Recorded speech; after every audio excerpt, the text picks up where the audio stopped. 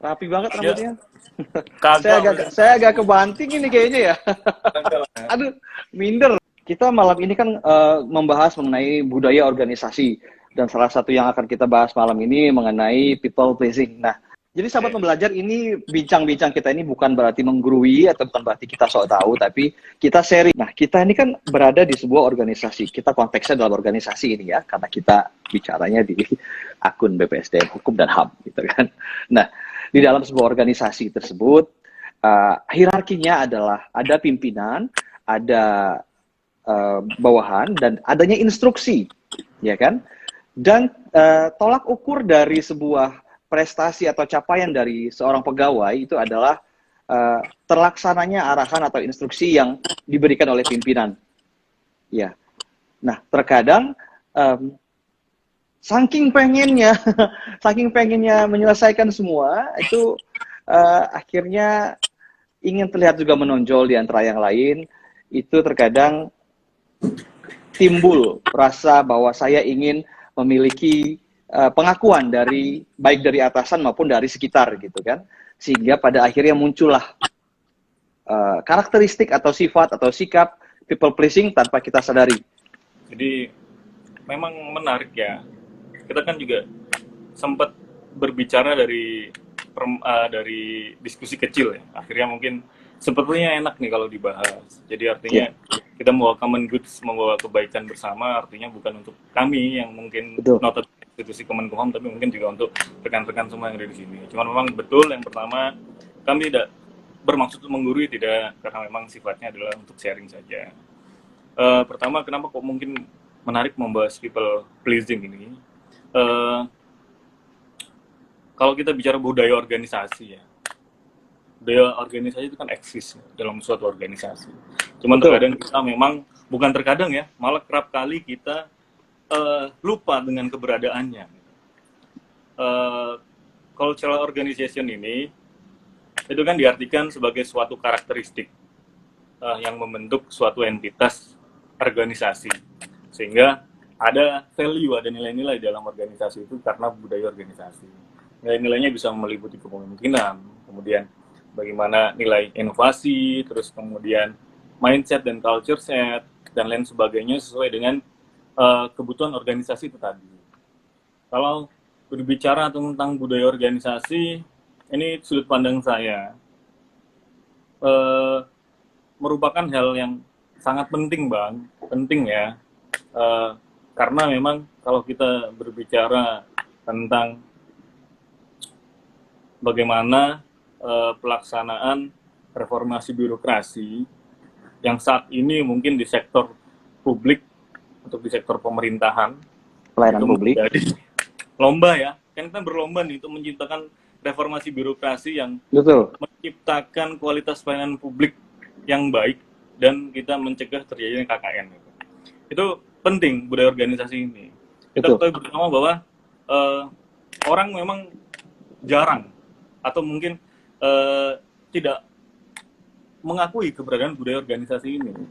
Kalau Terlupa ya. kita klik di referensi ilmiah, Bang, jadi kalau mungkin keywordnya cultural organization, gitu, buka aja di Emerald Insight, mungkin kemudian di Google, banyak sekali Jurnal-jurnal ya. referensi yang memang mengkaji tentang pentingnya budaya organisasi dalam kinerja organisasi, baik di sektor privat maupun sektor publik. Tapi kan jarang peminatan kita ke sana gitu. Terus timbullah sebuah pembahasan tentang people pleasing tadi. People pleasing sebenarnya sih mohon dikoreksi juga ya, dari beberapa referensi yang kita temukan, yang kita baca. People pleasing itu lebih kepada perilaku toksik aktor birokrasi atau aktor organisasi. Memang tujuannya baik ya, tujuannya baik, dia kan diartikan sebagai memprioritaskan kebutuhan orang lain daripada kebutuhan kita sendiri. Betul. Itu kan seperti itu. Iya, betul. Ini akan menjadi suatu ancaman apabila kita melakukan pembiaran terhadap people pleasing itu tadi. Ini kan sekarang kita bicara terminologi pembahasan dulu ya. Jadi Betul. seperti itu. Itu adalah merupakan salah satu faktor penghambat tercapainya tujuan organisasi apabila kita membiarkan sifat atau karakter people pleasing ini dalam suatu organisasi maupun birokrasi. Seperti itu. Iya. Karena memang betul sih, ini bukan permasalahan yang sifatnya parsial, tapi sifatnya imparsial. Ya. Jadi semua bisa mengalami fenomena menemukan sifat people pleasing itu tadi. Bukan tidak hanya pada organisasi sektor privat atau sektor publik, tapi melainkan di sendi-sendi kehidupan juga seperti itu ya. Ada aja nih kayak pertemanan gitu ya, ada. Terus kemudian kalau apa namanya, ya mungkin hubungan yang lebih intens dari pertemanan juga ada, people pleasing juga ada. Cuman memang tadi saya sedikit ngebaca referensi nih, biar kalau disampaikan pertanggungjawaban ilmiahnya ada, Bang. Betul, harus begitu memang. Takut kalau menyampaikan atas dasar asumsi sendiri tuh kadang takut ya. Ada pembahasan dari salah satu pakar psikologi sih, memang dia ini apa namanya, permasalahan people pleasing ini studinya kan studi psikologi ya, studi psikologis gitu. Jadi memberikan atau memenuhi kebutuhan orang lain, maksudnya kita memprioritaskan orang lain daripada diri kita sendiri. Betul. Dengan motif kepuasan, itu kan yang menjadi permasalahan. Yeah. Jadi kalau memang kita bicarakan bagaimana dalam kaitannya dengan organisasi, jadi budaya organisasi tadi yang memang sudah terlaksana sesuai dengan masing-masing karakteristik organisasi, itu dapat terdistorsi dengan adanya people pleasing ini tadi, Bang. Gesekan ya. Pembiaran tadi ya. Jadi dia kan haus akan sebuah pengakuan ya, artinya pengakuan. Kamu kubantu ini. Setelah dibantu dan dia berhasil, dia kan harus mengakui eksistensi itu harus diakui gitu kan. Jadi mau tidak mau dia tidak akan lepas ya dari bagaimana membalas jasa, membalas budi atau pengakuan dari yang membantu tadi people pleaser-nya itu tadi. Karena memang people pleasing ini dia istilahnya dia itu mendapatkan asupan energi itu dari validasi orang-orang sekitarnya gitu. Jadi ketika dia tidak mendapatkan validasi itu dia merasa seperti disinilah kita bisa bilang bahwa itu adalah toksik. Kenapa? Ketika orang tersebut tidak mendapatkan pengakuan, dia akan merasa bahwa dia itu nggak merasa dia nggak guna nih gitu loh. Gue ini kayak nggak ada manfaat deh buat siapa gitu. Makanya dia itu selalu mencari validasi dari orang-orang dengan mengiyakan semua gitu kan. Justru di situ yang tanpa dia sadari itu terkadang di luar kemampuan dia, di luar kemampuan waktu, kesehatan, fisikal dan lain-lain. Bahkan mungkin di luar tupoksi dia sendiri. Nah, itu kalau kita kembali lagi ke organisasi. Nah, kemudian mungkin sahabat belajar mungkin belum ngeh ada nggak nih. Padahal walaupun sebenarnya people pleasing itu kayaknya aku pikir ada di setiap diri kita deh, ya kan? Apalagi kita ini sebagai orang timur yang mungkin terbiasa dengan nggak enak, sungkan gitu loh, ya kan? Sopan santun gitu kan. Nah, kalau kita memang mau bedakan antara people pleaser dengan penolong itu, yang pertama adalah people pleaser itu dia menolong orang itu memakai emosi. Sementara orang yang menolong itu dia menggunakan rasa empatinya. Ini menurutku dari beberapa literasi ya, gitu kan. Kedua, people pleaser itu menolong atau melakukan sesuatu, membantu itu dia mengharapkan seperti balas budi tapi seperti pengakuan. Sementara orang yang menolong itu dia menolong karena memang dia pikir orang itu perlu untuk ditolong. Kemudian poin ketiga, penolong itu dia menolong orang semampunya saja dalam batas kemampuannya. Sementara people pleaser itu terkadang melampaui kemampuan waktu, finansial, kemampuan kompetensi dan wewenang dan tanggung jawabnya. Oke, ini aku sedikit jelas. Mungkin dari sudut pandang sektor publik ya, dari organisasi pemerintahan. Kita ketahui sendiri ya, sebagaimana disampaikan Max Weber, bahwa salah satu karakteristik birokrasi pada zaman old public administration itu, dia kaku. Pertama sifatnya kaku. Kemudian yang kedua sifatnya regulasi yang disusun itu bersifat memaksa. Yang ketiga birokrasi tersebut bersifat impersonalitas. Nah, sekarang kembali lagi, kita memang mengakui adanya people pleasing itu dalam berbagai lini kehidupan ya. Tapi kalau memang untuk urusan organisasi, ini menjadi ancaman. pembiaran terhadap people pleasing itu menjadi ancaman. Karena people pleasing tadi sebagai penghambat budaya organisasi, dan ini mendistorsi nilai budaya organisasi yang baik, Bang. Seperti Betul. itu. Maka dari itu apa yang disampaikan tadi. Jadi dia membantu nih, membantu ya. Tapi kan dia tidak ada feedback, ada yang harus diberikan kepada saya sebagai pembantu kesuksesan orang lain ini. Itu pengakuan tadi. Kalau dia tidak diakui, ya dia bisa melakukan sesuatu yang memang di luar kendali atau di luar dari tujuan organisasi, bahkan bisa merusak organisasi seperti itu. Di sini sedikit analisa saja, ketika kita melakukan pembiaran terhadap people pleasing itu, berarti kita membiarkan sebuah power atau kekuasaan baru lahir dari orang-orang yang memang memiliki karakter people pleasing itu tadi. Setuju. Jadi kalau di organisasi pemerintah, budaya itu kan salah satu karakternya adalah dia memiliki conduct of rules, dia punya norma, dia punya kode etik. Kode etik dan norma ini yang harus kita pegang, yang harus kita pahami. Sekalipun level kita di mana kan kita tidak tahu ya, karena masing-masing kita kan, kalau yang di instansi pemerintah kita ada yang street level birokrat, ada yang administrator, ada pejabat dan lain sebagainya. Cuman memang bagaimana untuk melawan sikap-sikap people pleasing ini, itu tadi, kalau memang di organisasi publik, organisasi pemerintah, kita memang harus memahami sih eksistensi kode etik itu sebagai antitesis dari adanya people pleasing itu. Karena pembiaran terhadap people pleasing akan menciptakan sebuah power baru, kekuasaan baru, karena dia harus akan pengakuan.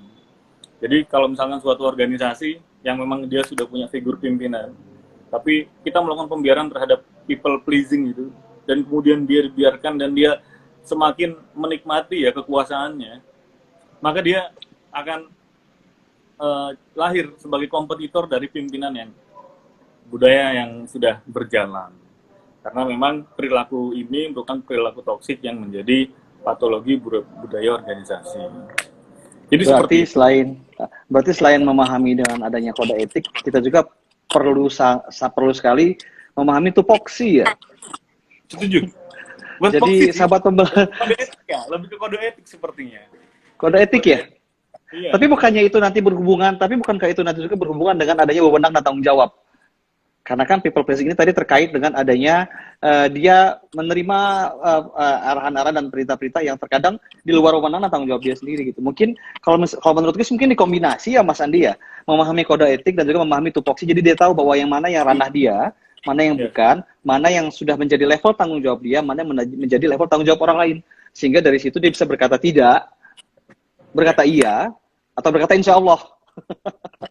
Kalau saya sih demennya insya Allah aja.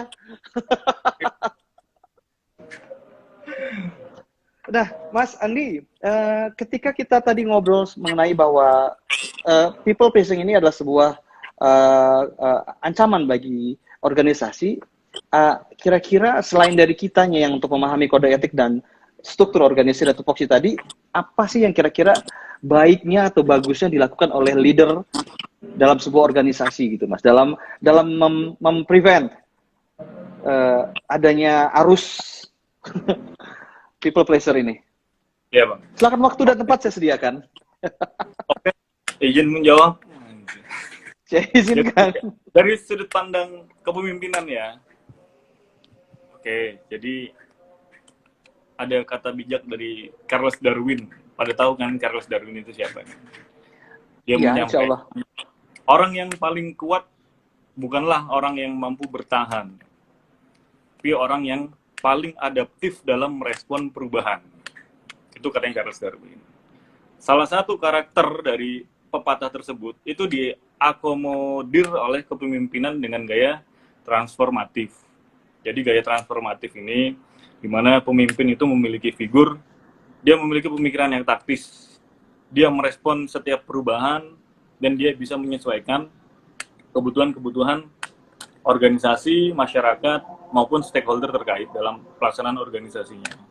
Kemudian di sini peran pemimpin artinya ya tadi kita membutuhkan sosok pemimpin yang dia tidak hanya konsentrasi terhadap fungsi-fungsi manajerial dan teknis saja, Tapi kita membutuhkan pemimpin-pemimpin yang memang dia bisa menyelami fungsi sosiokulturalnya, dari budaya organisasinya, dari bagaimana karakteristik eh, pegawai di dalamnya, anggotanya, seperti itu.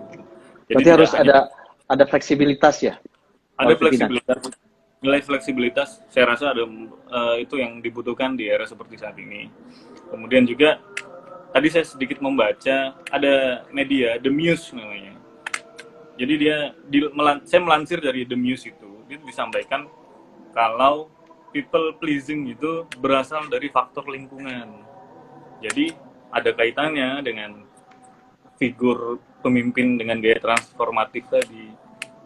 Jadi paham perubahan, dia merespon setiap perubahan dan dia memberikan atensi terhadap lingkungan, itu bisa menjadi kunci untuk menghadapi masalah seperti ini. Seperti ini. Berarti tanggung jawab menciptakan lingkungan kerja yang efektif, efisien, dan adaptif itu adalah tanggung jawab bersama. Tanggung jawab pimpinan, tanggung jawab individu pegawai, dan society dan lingkungannya. Oke, Mas Andi, berarti kita bisa nggak kalau kita bilang bahwa people pleasing itu adalah korban atau pelaku? Bisa. Atau pelaku? Atau dua-duanya? Kayak narkoba, kayak tindak pidana narkotika itu kan victimless crime. Bisa sebagai korban, bisa sebagai pelaku. Tapi kalau dari beberapa referensi artikel, berapa nih saya baca nih sebelum live Instagram, karena tidak diberitahu kalau ke live Instagram. Kayak saya baca dulu ini. Bisa itu. Itulah.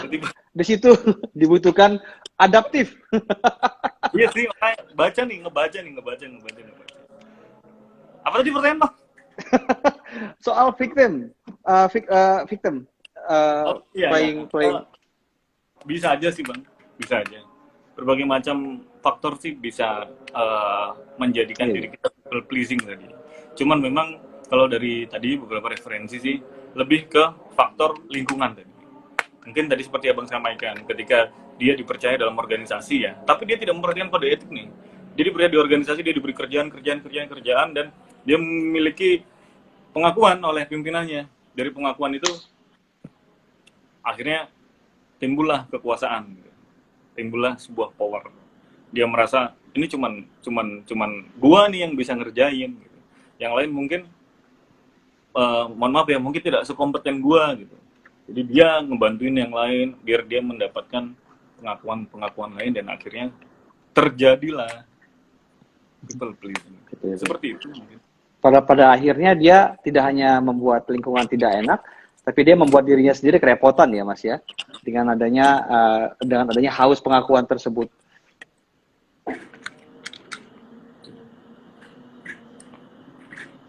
Serius amat sih mukanya. Oke. Mas Rizky Eko tadi bahas kepemimpinan yang fleksibel ya, izin ya, betul. Kepemimpinan yang fleksi. Jadi Mas Andi, maksud dari kepemimpinan yang fleksi atau adaptif itu sebenarnya seperti apa, Mas? Ya, yang fleksibel dan adaptif tadi kan sebagai antitesis lah, sebagai jawaban ya dari permasalahan-permasalahan yang memang menuntut perubahan. Kembali, kita selalu menginginkan organisasi itu sukses sesuai dengan visinya. Tapi kan dalam perjalanan misi, ketika menggerakkan roda misi itu, selalu ada permasalahan dan lain sebagainya.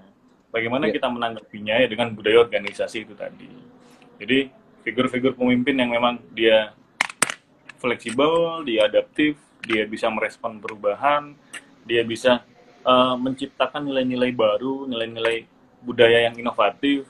Itu yang mungkin dibutuhkan di era-era seperti saat ini. Kalau contoh seperti yang kita bahas, birokrasi itu kan identik dengan sifat yang kaku ya, Bang. Betul. Karena regulasinya dengan beberapa kebijakannya. Dan sumber daya manusianya. Ya, sumber daya manusianya seperti apa, penugasannya juga, tupoksinya dan hierarkinya yang betul, hierarki. Kaku kan. Tapi ya disitulah tugasnya pimpinan. Di situ tugasnya figur pemimpin. Bagaimana bisa menempatkan kapan kita memang bisa dalam mode kaku, mode formal, kapan kita bisa non formal dalam arti pentingnya kita memperhatikan kesejahteraan anggota, kemudian pentingnya kita menumbuhkan rasa kekeluargaan dalam organisasi itu, mungkin dalam bentuk kegiatan-kegiatan yang sifatnya rekreasi atau mungkin sifatnya saling merangkul gitu. Itu sebenarnya kalau bicara kebijakan ya, itu sudah diakomodir semua sih seperti dalam kebijakan-kebijakan yang sudah disusun oleh pemerintah, dari administrasi pemerintahan, kemudian dari undang-undang ASN, termasuk turunan-turunannya yang memang mengatur tentang kompetensi ASN ataupun figur-figur pimpinan sudah diatur sih Bang. Kendalanya kan kita tidak memahami nih ya, maksudnya tidak memahami. Berarti budaya kan membaca ya? Ya, sama seperti jawabannya. Kode etik itu juga bukan cuman jangankan memahami, nomor kode etik kan nggak tahu gitu. Saya juga nggak tahu nomor kode etik sih berapa gitu. Nomor kode etik Kementerian Hukum dan HAM gitu. Ini nomor berapa nggak tahu. Cuman ya itu tadi lah, pemahaman, kita memahami. Kembali sama kita. Kalau kita memang memahami adanya tuntutan perubahan, kita dituntut buat berubah. Entah merubah kecepatan kerja kita, akselerasi kinerja kita dibutuhkan. Kemudian merubah sistem bekerja kita selama itu untuk kebaikan dan untuk kebermanfaatan bersama, untuk common goods tadi ya. Let's go. Itu aja. Ini ada lagi izin lagi ya, diizinin. Jika kepemimpinan fleksibel bukannya terkesan gampang goyah ya. Aku coba respon dulu bahwa kepemimpinan yang fleksibel itu yang kita artikan fleksibel itu dia mampu menerima segala masukan dan opini dari segala lini stakeholder di lingkungan kerja dia yang menjadi wilayah kekuasaan dia. Dan dia mau menerima jika ada hal-hal yang harus dilakukan dalam merubah kebijakan tanpa melanggar kode etik tadi yang sesuai dengan tupoksi dia. Jadi fleksibel di sini menurut aku sih bukannya mengesankan bahwa gampang goyah, tapi lebih mengesankan bahwa pimpinan itu memang mau melakukan perubahan selama membawa kebaikan pada organisasi atau instansi yang dia pimpin. Ya Mas Andi ya? Setuju. Ya, kecuali kalau yang terkesan gampang goyah itu mungkin yang dikit-dikit A, B balik lagi ke A. Itu mungkin bisa dibilang gampang goyah. Cuma ketika dia merubah kebijakan karena ada saran atau masukan dari warga sekitar atau bawahannya bahkan atau dari rekan kerja selama membawa kebaikan untuk instansi dan tidak melanggar peraturan dan kode etik dan lain-lainnya, ya itu sih kita acungi jempol sebenarnya. Itu kita butuhkan pemimpin yang mau menerima saran gitu kan, tidak pakai kacamata kuda, yang penting gue bilang A, lu semua harus ikutin A. Itu namanya pemimpin kaku kayak kanebo kering. banyak cara yang memang sudah diakomodir oleh kebijakan kita. Artinya memang kita ketahui kalau peran pemimpin kan dominan. Cuma di era keterbukaan seperti sekarang, ya street level birokrat seperti saya ini juga mungkin ada JFU lainnya sebagai pelaksana, dia kan diberi ruang untuk menyampaikan ide-idenya. Jadi sebagai suatu contoh target kinerja setiap kementerian sebagaimana itu amanat dari Bappenas ya, betul nggak Bang? Betul. Target kinerja kan, kita harus punya target kinerja dalam 1 tahun. Itu yang bikin pusing pada akhir tahun, Lakip. Halo orang-orang perencanaan. Di luar dari rencana pembangunan jangka pendek, menengah atau panjang ya. Yeah. Kan ada target kinerja. Itu mengunci, Pak Rizky itu mengunci sebuah sistem. Artinya di tengah keluasan kita juga dikunci dalam sistem. Itu kan pasti pemikiran lahirnya tarja, kemudian RP, rencana pembangunan jangka pendek, menengah, panjang, kemudian renstra reformasi birokrasi, itu kan pasti saya meyakini itu ada ide-ide dari orang-orang yang memang masih muda, yang memang berada tatarannya ada di level strict level birokrat gitu. Jadi memang yang jelas kita kalau mau on the track, oke, ayo gitu. Tapi kalau kita mau off the track, ya tetaplah jangan sampai kita terlalu keluar jauh. Off the track-nya itu ya untuk kepentingan kebaikan organisasi lah. Kita melaksanakan kegiatan-kegiatan yang apa ya? Istilahnya kalau ada mobil jalan tuh ada lah ya trotoar kiri yang bisa sedikit-sedikit minggir dikit. Cak Saidi, izin menambahkan Bang, mumpung lagi bahas kepemimpinan yang fleksi nih, jadi untuk memperkokoh komitmen sebagai pemimpin, panjang amat ya Mas Cak Saidi ya. Gue baca belakangnya aja, harus ada takwa yang tertanam di dalam hati sebagai dasar fleksibilitas. Cakep. Cakep, setuju itu. Mantap. The best Cak Saidi itu terbaik lah. Pak Caksa. Kawan kopi dia. Gitu. Kan juga ya. Salam Pak Caksa. Mantap. Nah, semoga yang kita tampilkan malam ini, Mas Andi, adalah sebuah hal yang bermanfaat bagi sahabat pembelajar ya. Seperti yang selalu Mas Andi sampaikan, dan kita tadi bahas juga bahwa jadilah kita sosok ASN, sosok yang bermanfaat, tapi tidak memanfaatkan. Atau dimanfaatkan. Berubah dikit-dikit aja. Mas Andi, ada saran-saran nggak? Atau mungkin pesan mengenai topik hari ini deh, gitu kan? Karena mungkin minggu depan Mas Andi bakal muncul lagi. Jadi saran kali ini tentang topik yang kita bahas kali ini tentang people pleasing. Gitu ya? Iya. Wow, makasih udah percaya ini diajak ngobrol itu di akunnya BPSDM itu suatu kehormatan Bang. Buat aku pribadi itu suatu kehormatan.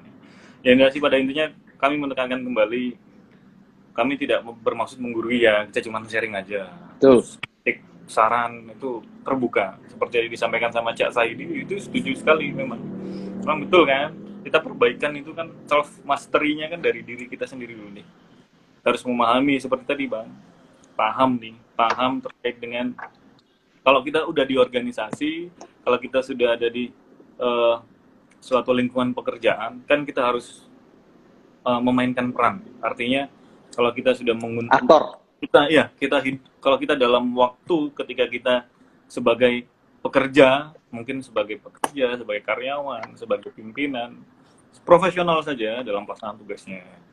Jangan sampai sikap-sikap yang di luar nih, ya petakilan atau macam-macam itu nggak apa-apa lah pokoknya, tapi intinya kita harus jaga profesionalitas saja seperti itu. Sama kita harus memahami bahwa di organisasi itu, kita hidup dalam organisasi, berarti kita menghormati hierarki dan budaya organisasi itu. Apa yang sudah berjalan yang harus kita ikuti. Yang saya meyakini bahwa setiap organisasi memiliki budaya dan masing-masing budaya itu membawa kebaikan untuk organisasi itu sendiri. Jadi kalau didistorsi dengan adanya people pleasing itu, ya berarti tadi tugasnya pimpinannya, tugasnya rekan-rekannya, atau mungkin lingkungannya yang membentuk dia seperti itu tuh harus menjadi koreksi bersama. Itu aja. Saling jaga. Ya, yang penting kita memahami saja kapasitas diri kita, kapabilitas diri kita dalam ketika kita bekerja. Ini ada pertanyaan nih dari Mbak Lisa. Mau tanya untuk narasumber dong host. Oke. Apa akan sangat berpengaruh bagi instansi kalau ada pemimpin yang tidak fleksibel? Skill yang fleksibel harus dimiliki pemimpinan secara apa? Tapi kita harus klarifikasi nih. Ini kita klarifikasi ke sahabat pembelajar. Ini bukan narasumber. Ini adalah bincang. Jadi jangan sampai terkesan kita ini ngasih sebuah ketetapan atau sebuah sok pinter atau suatu gitu. Jadi Mas Andi ini bukan narasumber, tapi ini sahabat bincangnya saya malam ini gitu. Atau tengah malam ketika kita bincang tengah malam. Karena Mas Andi, menurutmu nih, apa ada pengaruh nggak bagi instansi kalau ada pimpinan yang tidak fleksibel? Tidak fleksibel.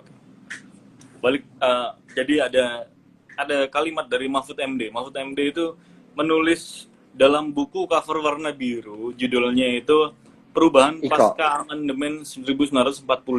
Itu Prof. Mahfud MD. Saya baca itu pada tahun. Saya minder loh ngobrol sama Mas Andi ini, banyak banget literasi pengetahuannya. Saya sampai keringet dingin lo ngomong sama dirimu. Nanti aku main ke sana ya, kita sebelahan biar ya, dari background. Corona, udah nggak usah jauh-jauh. Jadi lanjut. Ya, lanjut ya. Jadi dari Mahfud MD itu dia bilang, dia menyentuh permasalahan birokrasi, Bang. Permasalahan birokrasinya, Mbak, adalah